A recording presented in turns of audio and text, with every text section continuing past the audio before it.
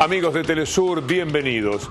La entrevista decide, hoy recibe a uno de los cuadros políticos más importantes de América y del mundo. Estamos hablando del vicepresidente del Estado Plurinacional de Bolivia, Álvaro García Linera. Señor vicepresidente, es un honor tenerlo en Telesur, en nuestro programa. Muy buenas noches. Víctor Hugo, muy buenas noches, y a todos los televidentes en el mundo entero que siguen Telesur, igualmente muy buenas noches.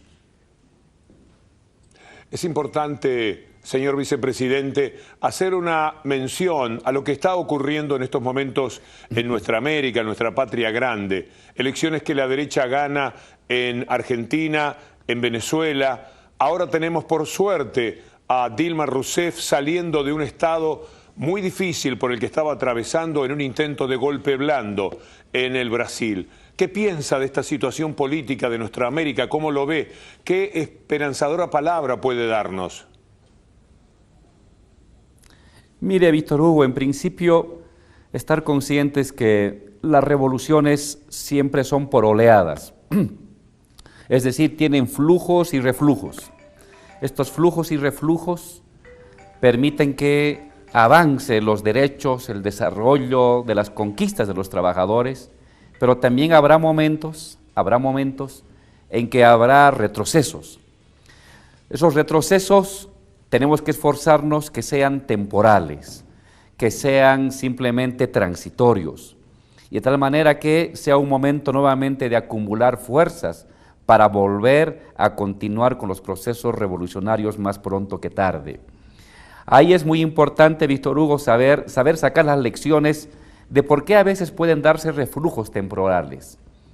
Fundamentalmente hay que cuidar el tema económico, hay que fortalecer los vínculos con la sociedad civil movilizada y nunca perder de vista que todos los procesos revolucionarios tienen dos niveles de gobernabilidad, la que conseguimos en el Parlamento, en el gobierno, pero el que también conseguimos en la sociedad civil, en las calles, en las fábricas, en las comunidades indígenas y campesinas. Entonces, este es un momento en que se pone a prueba la fortaleza de nuestros procesos revolucionarios. A nadie le gusta este recodo en el camino, pero más pronto que tarde hay que saber sacar las lecciones, mantener la consistencia, recuperar la unidad de la población y volver a plantear futuro. Yo considero que este reflujo es temporal, Víctor Hugo, porque la derecha no tiene futuro, no plantea horizonte, no ha sido capaz de plantear un modelo alternativo al que en el continente se ha ido construyendo en la última década, desde el año 98-99. Lo único que hace es criticar, bloquear, denunciar, pero no tiene algo alternativo. Y esa propuesta de derecha es meramente temporal. Nosotros tenemos que seguir reivindicando las banderas del futuro, del horizonte posible, del horizonte necesario para los jóvenes, para los trabajadores, para los profesionales, para los campesinos. En tanto volvamos a retomar las banderas del horizonte posible, del futuro posible, como parte de las banderas de la izquierda y de la revolución, los procesos de derecha, este reflujo temporal de la derecha, también igualmente acabará y será sustituido por un nuevo ascenso social, un nuevo ascenso de masas. A sus palabras parece darle la razón Chile, porque salió de Piñera y retornó a un gobierno con un sentido progresista, acaso todavía más que antes. Pero al mismo tiempo, vicepresidente, se tiene la sensación de que esa derecha sabe ahora lo que es quedarse más de una década sin el poder, que algo pueden haber aprendido a disimular por lo menos los efectos normales que el neoliberalismo lleva sobre los pueblos y que con ese aprendizaje sean un poco más cuidadosos y sea más difícil establecer las dificultades que establece para los pueblos un gobierno de derecha. Ciertamente la derecha también aprende de sus errores, por supuesto. Sin embargo, tiene muy poco margen, Víctor Hugo. ¿Por qué es el poco margen? Lo estamos viendo ahorita en la Argentina. Ya estamos comenzando a ver cuáles las posibilidades y la tendencia que tienen los gobiernos de derecha. volver a concentrar la riqueza en pocas manos, volver a hacer pagar los efectos de la crisis económica nacional y mundial en los trabajadores, la clásica receta que la hemos vivido en América Latina hace 20, hace 30 años. Entonces, ya en muy poco tiempo la derecha está mostrando que no tiene horizonte, que está simplemente reciclando, recalentando viejas mañas y viejas recetas que llevaron al continente a perder 20 años de su historia en tiempos neoliberales. Entonces, si bien la derecha aprende, y yo estoy de acuerdo con usted, y uno no tiene que, confiarse, está claro que la derecha juega con el mismo recetario de hace 20 años, no ha tenido la capacidad de crear, de innovar una especie de modelo alternativo al neoliberalismo. Lo que va a intentar hacer es mantener algunas políticas sociales cada vez más tibias, cada vez más recortadas, en medio de excesiva concentración del poder y de transnacionalización de la economía. Y eso tiene poco futuro. Yo creo más bien que los procesos revolucionarios, los movimientos revolucionarios, rápidamente tienen que aprender de los errores que vamos cometiendo también nosotros y sacar las lecciones. Nunca perder las banderas del optimismo y la esperanza ante el pueblo. Víctor Hugo, la izquierda, la revolución siempre es eso, esperanza, futuro, horizonte, y lo podemos volver a rescatar. La derecha no ha sabido retomar esas banderas de horizonte. Ha ganado o está debilitando los procesos simplemente denunciando y obstaculizando. No tiene algo alternativo. Critica nuestros errores y uno tiene que saber admitir los errores que comete para remontarlos. Pero el futuro está en nuestras manos. La izquierda sigue siendo la abanderada del futuro posible, del futuro común, del futuro colectivo, del futuro de integración, del futuro solidario. Y esa es la parte que no debemos olvidarla. A veces en la gestión de gobierno, por la ejecución de obras, perdemos que sin el optimismo y sin la esperanza no hay futuro posible. Y nos dedicamos a la gestión, pero si no vinculamos la gestión actual, inmediata, cotidiana, con la esperanza de mejores días, ahí es donde vienen las fallas, ahí es donde vienen los desánimos, ahí es donde vienen las divisiones de los sectores sociales. Entonces, la izquierda también tiene que aprender de los errores. Ha habido cosas que quizás no la hemos hecho de buena forma. Rápidamente retomar la iniciativa. Hemos llegado donde estamos y hubo 10 años, una década de oro para el continente, porque supimos trabajar desde abajo, porque supimos reivindicar una esperanza y un futuro alterno al neoliberalismo, porque sabíamos rectificar nuestros errores cuando nos dábamos cuenta y porque siempre hemos planteado un horizonte común, un horizonte colectivo, una vida en común y en beneficio común para la gente humilde, para la gente trabajadora. Acompaño plenamente sus palabras. También su lectura de la Argentina de estos días es perfecta. Muy rápidamente han mostrado el hábito de desplazarse hacia lo que es un gobierno pensado para las élites, para pocos, dejando a los muchos afuera. Hoy día en la Argentina resulta pavoroso ver el aumento de los precios frente a lo que es una devaluación que favorece justamente a las clases más poderosas. No obstante, querido vicepresidente, debo decir que como nunca se ve que el poder real que existe en cada país se da la mano con el poder político. Cuando el poder político, y como nunca esto empieza a suceder en la Argentina, se corresponde con el poder real, se forma una especie de troika en la cual el poder mediático, el poder económico y una buena parte del poder judicial parecen un entramado muy difícil de superar y que compone una forma de poder que no es tan fácil sortear, quizás como en épocas en las que estuvieron un poco más distraídos. ¿Qué opinas sobre esta idea? Esta es una de las características del modelo neoliberal, Víctor Hugo. Esta promiscuidad entre poder económico y poder político que lleva a que el Estado en vez de ser un representante de toda la sociedad, se convierta en representante y en instrumento de una clase o de un pequeño bloque de sectores sociales privilegiados. Esto le da fuerza, evidentemente, al planteamiento neoliberal, porque junta poder económico con poder político, pero también es su límite, también es el momento de su debilidad. ¿Por qué? Porque ante la población va a presentarse más pronto que tarde como un gobierno de pocos, como un Estado para pocos, para los influyentes, para los ricos, para los potentados, y no un Estado social capaz de representar al resto de la sociedad. Pues bien, hay que trabajar con los excluidos, hay que trabajar con los marginados de estas decisiones, con los que no son tomados en cuenta en los decretos y en las leyes que nuevamente le dan el protagonismo a los ricos, a los poderosos, y dejan de lado a los menesterosos. Toca a la izquierda trabajar con los menesterosos, con los olvidados, con los que están comenzando nuevamente a ser marginados de las decisiones de la política y de la preocupación de los gobernantes. Ahí radica la fuerza de la izquierda. Hay que regresar a las bases, diríamos acá en lenguaje boliviano. Es un regreso al barrio, es un regreso a la fábrica, es un regreso a la universidad, es un regreso a la clase media pobre, porque ellos no van a ser tomados en cuenta.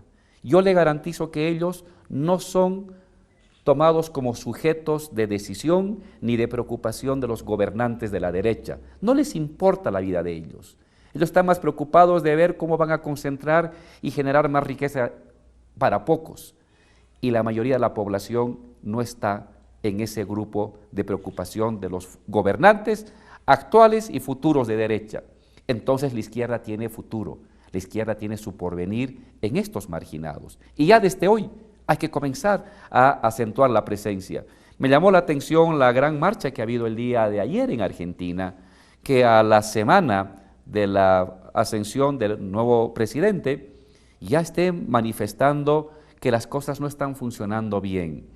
Por una sencilla razón, vuelvo a repetir la idea principal: la derecha no tiene un modelo alternativo. La derecha simplemente va a reciclar con algunos aderezos lo que hizo hace 15 y 20 años. Y el pueblo, más allá del tiempo, tiene memoria, recupera memoria. Y en la medida en que la derecha no ha logrado cautivar el espíritu de futuro, la voluntad y la esperanza de futuro, más pronto que tarde va a suceder el malestar, las resistencias, las movilizaciones. Y ahí tenemos que estar nosotros, la gente de izquierda, los revolucionarios, los que trabajamos para que los humildes y los menesterosos tengan mejores condiciones de vida.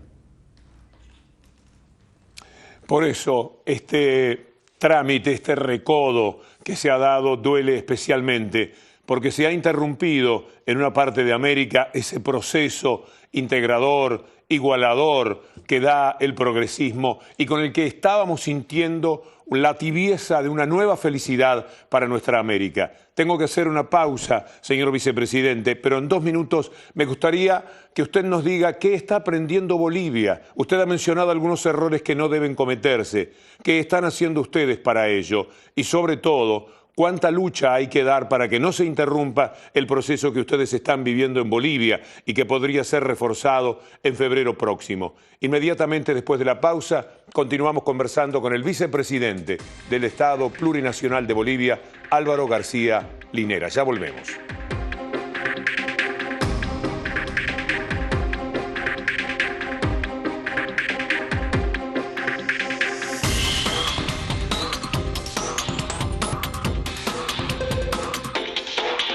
Este es el programa que cierra el ciclo del 2015 de la entrevista Decide. Me da mucha felicidad estar entrevistando al vicepresidente de Bolivia, Álvaro García Linera, con el que hemos estado haciendo una lectura de lo que ha ocurrido en una buena parte de América. Miramos a la Argentina con sus elecciones, hemos mirado a Bolivia, a Venezuela. Estamos pendientes de lo que ocurre en Brasil y recibimos con alborozo las buenas noticias que están acompañando a Dilma Rousseff en estas horas. Pero ahora empezamos a mirar a Bolivia, estimado vicepresidente. ¿Qué tenemos que mirar para el 21 de febrero? ¿Cuáles son las expectativas? ¿Qué es lo que está en juego para Bolivia? Víctor Hugo, el día 21 de febrero Bolivia va a acudir a un referéndum donde la población va a responder si está de acuerdo o no está de acuerdo en cambiar la Constitución para que el presidente Evo pueda volverse a postular como candidato el año 2009, cuando serán nuevas elecciones. Y nosotros vamos, como siempre, de abajo arriba, esforzándonos mucho para explicar a las personas de por qué es importante. Y se lo resumo en breve, Víctor Hugo, para nosotros y para las organizaciones sociales, la Central Obrera Boliviana, la Federación de Mineros, la Confederación Campesina, la Federación de Fabriles. Lo que está en juego para este referéndum es si garantizamos la estabilidad en Bolivia y el futuro de los bolivianos. Estabilidad económica, fruto de estabilidad política y de estabilidad social que ha logrado articular el presidente Evo en su gran capacidad tejedora de acuerdos, de voluntades colectivas en favor del desarrollo nacional. Somos una economía que crece en la última década como nunca en nuestra historia económica, Víctor Hugo, 5% anual. En 10 años hemos multiplicado por 4 el Producto Interno Bruto. Hemos pasado de una economía pequeña de 9.000 millones de dólares a 36.000 millones de dólares. Esa estabilidad es la que se pone en juego con la continuidad del presidente Evo. Pero no solamente es la estabilidad, que ya es un patrimonio de los bolivianos, después de años de conflictividad en la que teníamos un presidente cada año. El año 2001, 2002, 2003, 2004, 2005, tuvimos un presidente cada año y una economía en la lona.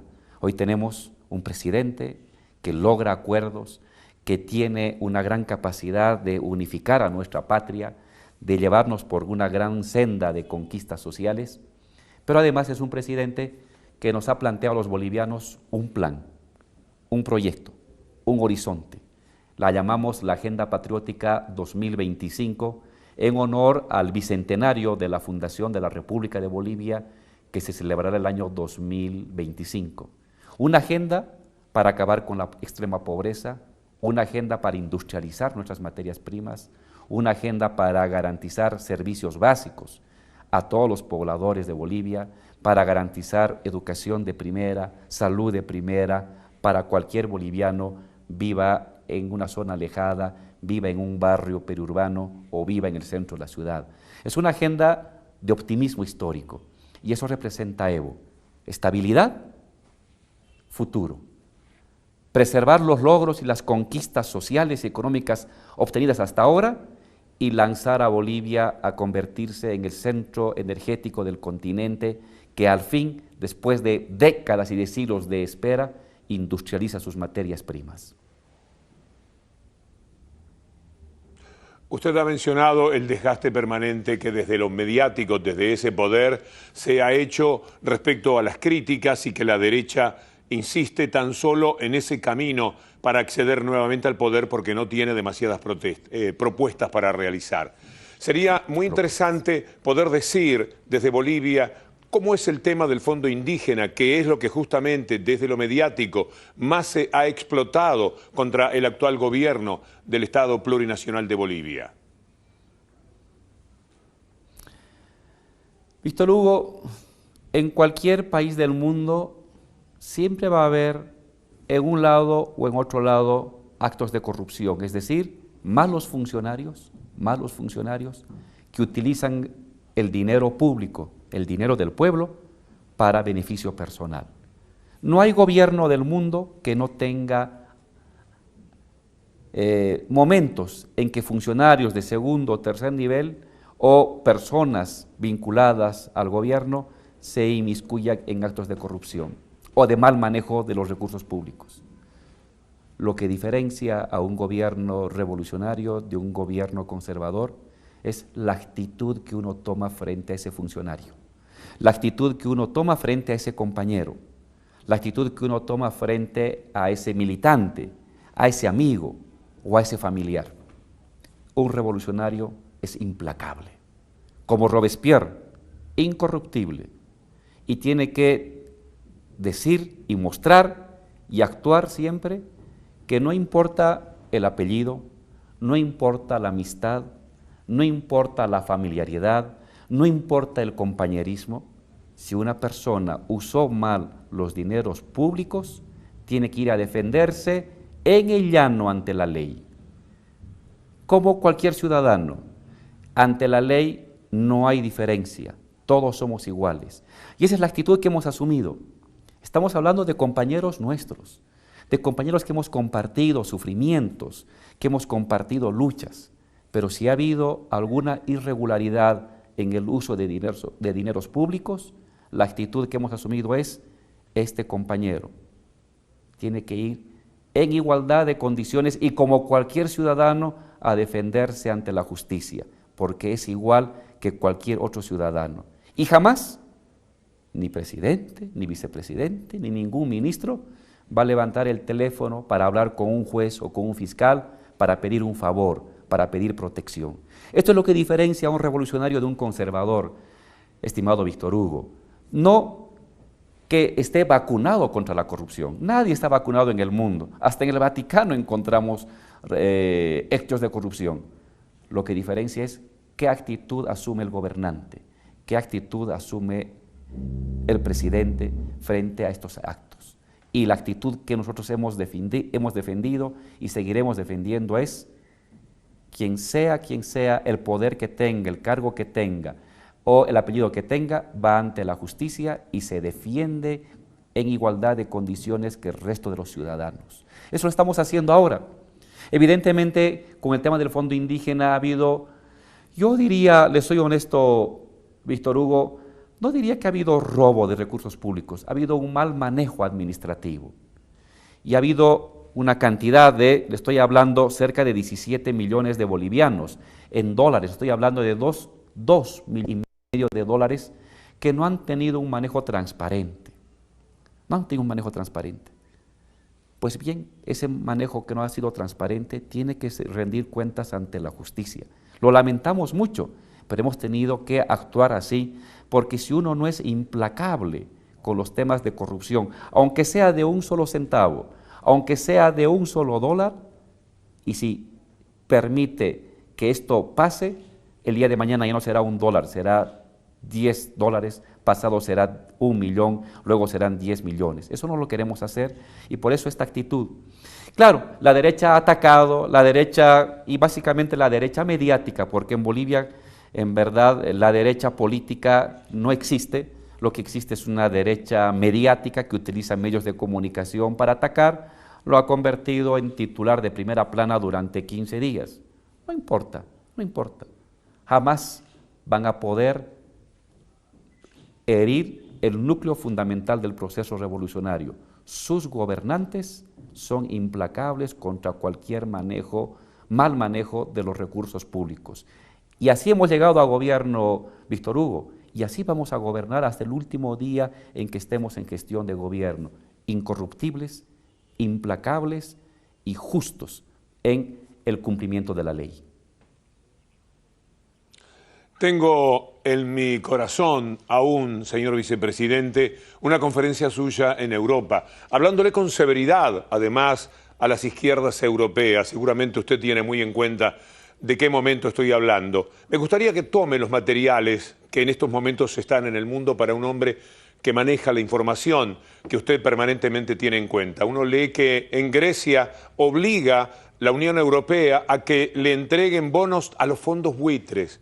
Uno lee que en España tenemos en estos momentos una elección en la que la izquierda tiene algunas posibilidades, quizás no tan amplias como las que hace 6 o 7 meses habíamos soñado. Cruzamos el Atlántico y nos encontramos con Dilma finalmente con una sonrisa, al cabo de tantos meses de un ataque impiadoso de la derecha y del poder mediático. Encontramos la batalla que está dando por su lado Venezuela, la que tenemos aquí en la Argentina, la que ustedes están llevando a cabo en Bolivia. Con todos estos materiales, ¿qué cree usted que está pasando en el mundo? ¿Qué lectura puede hacer para nosotros? Que estamos atravesando un momento de turbulencia revolucionaria, Víctor Hugo. Así son las revoluciones. No son ascendentes y continuas y siempre victoriosas. Son, como decía Marx, avanzan, se detienen, retroceden, se caen, vuelven a levantarse, vuelven a caerse, vuelven a levantarse, avanzan, retroceden, hasta un momento definitivo en el que ya no hay vuelta atrás. Los procesos revolucionarios verdaderos tienen esa dimensión y lo importante es tener la mirada articulada de todos estos procesos e ir sacando las lecciones de cada derrota que vamos teniendo en un lugar para aprender en otro y transferir la experiencia humilde que uno puede tener en un lugar para los hermanos que están en otras regiones. Va a ser así. La derecha no va a perder sus privilegios de manera tranquila. La derecha, y menos aún el imperio, va a tolerar que un continente como latinoamericano, que antes era su patio trasero, era su basurero, era el lugar donde mandaba como si fuera un terrateniente, un gamonal, un señor feudal, ahora sea un continente soberano, independiente, que resuelve sus problemas sin tener que preguntar al Departamento de Estado qué hay que hacer. Eso es algo extraordinario, pero que no puede quedar impune ante los ojos de las fuerzas conservadoras de la derecha. Ante Europa, América Latina ha sido el primer ejemplo de que después del neoliberalismo hay una alternativa, que el neoliberalismo no es el fin de la historia, que hay una posible economía distinta y diferente. Eso para los poderes europeos, para los poderes en Estados Unidos, no puede quedar de manera impune y van a buscar de una y de otra manera, de la manera blanda, de la manera dura, de la manera agresiva o de la manera simulada, afectar nuestros procesos. Buena parte de la decisión de la caída del precio del petróleo, Víctor Hugo, es una decisión política. El precio del petróleo no cae porque lo decide la naturaleza o por las leyes escondidas del mercado. Son decisiones políticas. Son decisiones políticas para afectar a Rusia, para afectar a América Latina. Bolivia ya vivió eso. El año 1982 al 85 hubo un gobierno de izquierda en Bolivia. Y Estados Unidos usó el estaño que nosotros habíamos vendido a precio solidario en la Segunda Guerra Mundial, para sacarlo otra vez a la venta al mercado internacional y llevar a una caída catastrófica del precio del estaño, y eso acabó con un gobierno de izquierda y dio paso a 20 años de neoliberalismo. Hoy está sucediendo cosa parecida. La economía también está siendo usada como herramienta de chantaje y de presión política y de conspiración política. Y los latinoamericanos y los izquierdistas del mundo tenemos que saber sacar las lecciones de todo ello para saber remontar esas dificultades, para saber remontar esas debilidades. Yo, a modo de colorario de todo esto, le diría a Víctor Hugo que la lección que saco es que la clave de la izquierda mundial latinoamericana se juega ante todo en la economía, en la capacidad de plantear, de defender, de conquistar, de proponer a su país, a su pueblo, un modelo de economía distinta a la neoliberal y un modelo de economía que sea sostenible a largo plazo. Las izquierdas se juegan su futuro, se juegan su estabilidad, se juegan su continuidad o se juegan su retoma de iniciativa en los siguientes años a partir del tema económico. Es el tema que debemos debatir todos los izquierdistas del mundo, colaborarnos los movimientos sociales del mundo para perfilar, definir, mejorar nuestras propuestas de carácter económica que supere el modelo neoliberal. Ahí somos superiores, mientras que la derecha recicla y recalienta con aderezos podridos lo que hizo hace 20 años, la izquierda tiene que ser y debe ser la portadora de un modelo de economía alternativo y sostenible. En tanto mantengamos eso, el horizonte es nuestro, el horizonte es de los pueblos. Y ese es el horizonte que se está jugando en Grecia, que se está jugando en España, que se está jugando en América Latina y seguramente de aquí a un tiempo en el resto de los países del mundo. Si me permite unos minutos más, no quisiera privarme de su mirada sobre lo que acaba de ocurrir en París. ¿Usted le cree a ese mundo capitalista que se ha reunido allí para decir que no va a afectar tanto al planeta como lo ha venido haciendo? ¿Se le puede creer a Estados Unidos que saca su petróleo de cualquier manera justamente como parte de esa guerra económica que ha lanzado contra Rusia, contra Venezuela en especial, con América Latina, en esta especie de guerra fría que ellos desatan desde ese mundo económico? ¿Hay algo creíble en lo que acaba de ocurrir en París? ¿Hay esperanza después de estas semanas en las que se reunieron los líderes allí? Víctor Hugo, en lo que ha pasado en París hay mucho de simulación, de una simulación organizada a escala planetaria. Los causantes del cambio climático son un modo de producir la riqueza que no considera como ser vivo la naturaleza, sino que lo considera simplemente como un depositario muerto de materias primas para generar mercancías. El cambio climático es fruto de un modelo, de un modo de consumo que quiere hacer creer a la gente desde hace más de 200 años que cuantas más cosas uno tiene, vive mejor, que cuantas más cosas compra, es más rico, que cuantas más cosas posee, es más poderoso. Ese modelo de consumo y de desarrollo que ha sido construido desde hace más de 400 años, que ha sido mundializado desde hace casi 150 años, es el causante de esto. Y mientras se mantenga en pie ese modo de consumir ilimitado y ese modo de producir destructivo de la naturaleza, no va a haber solución al cambio climático. Lo único que se hace es postergar, dilatar una década o dilatar 2 o 3 décadas la gran catástrofe que se está avecinando y que ya estamos viviendo sus inicios, especialmente en los países más débiles del sur del mundo, África, Asia, América Latina.